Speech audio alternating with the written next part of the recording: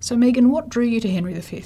Well, I've always been a bit of a Shakespeare nerd, and so I suppose eventually I'd like to direct all of them. I think, like most people my age, I was heavily influenced by Kenneth Branagh and the film, and I wanted to tackle one of his great plays. And I have loved seeing it in a couple of the whole history cycles, but logistically that's a bit hard to do. So I thought, as a standalone, that is one of the outstanding history plays and works well as a standalone. And why do you think Henry V is relevant now? I think it's very relevant now because it's about ethics. It's about, we're still at war. We're always at war, and it is about war, but also about decisions and the decisions that people have to make. So I think it's very relevant. And I think Shakespeare's language is always relevant. I think that if people understand what they're saying when they say it, I think that his images and his energy is always relevant. Yep. So in the sense that a production of a Shakespeare play is always an adaptation, you're an adapter. Mm-hmm. What decisions have you had to make as an adapter of Henry V? Oh, I think that's the joy of directing Shakespeare, is that you do have to make those decisions. You have to edit the script. So the first decision I had to make was to where to set it and how to stage it. We're lucky in the little theatre, it is in effect a little wooden O. So a very simple staging is really appropriate and it's very accessible.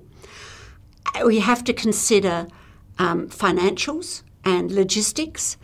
And I just a few years ago did a production of Richard III, which was very much set in modern day.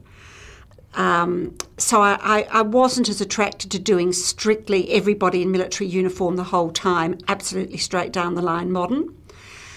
And equally, I really hate knitted chainmail armour and half-done naff medieval.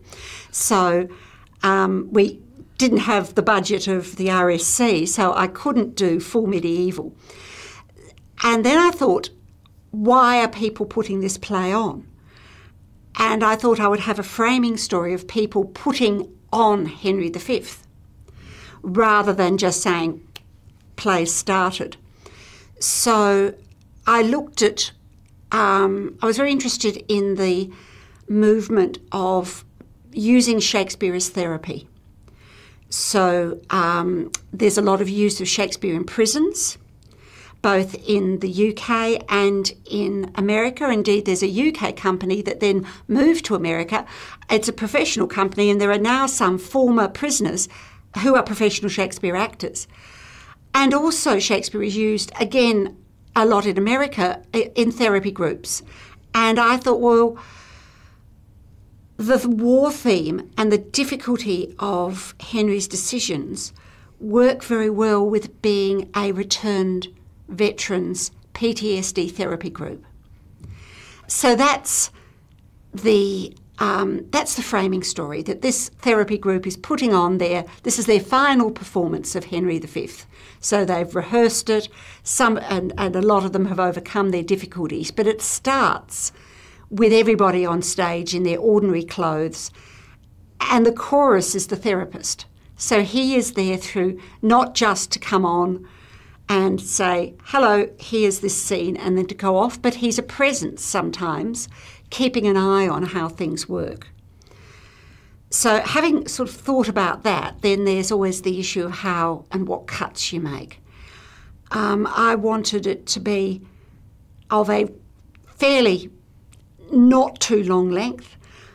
As a rule of thumb for verse, I try and you can generally do 1,000 words an hour in performance. Sorry, 1,000 lines an hour. Generally, you can do 1,000 lines an hour in performance. So what I wanted to do was to keep it 2.5 hours. So I did that. It was sometimes a bit harder because the prose, but that's what I appear to have done it to, or slightly under. And basically, I just gave it a haircut. a light trim of the edges. For example, the very, very long Archbishop of Canterbury speech that goes on forever, which if you're doing it in a sort of comedic, high theatre way, could be, rollicking, farcical fun. But for an Australian modern audience, I thought was a bit of a slog. So I've kept some of that, but I've cut out a big chunk in the middle.